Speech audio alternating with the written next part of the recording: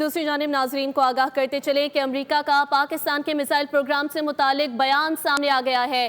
کہنا ہے کہ پاکستان نے امریکی انٹیلیجنس ڈائریکٹر کا بیان مسترد کر دیا۔ ترجمان دفتر خارجہ کا میزائل پروگرام سے متعلق بیان پر رد عمل، امریکی عہدیدار کے دعوے کو مسترد کرتے ہیں۔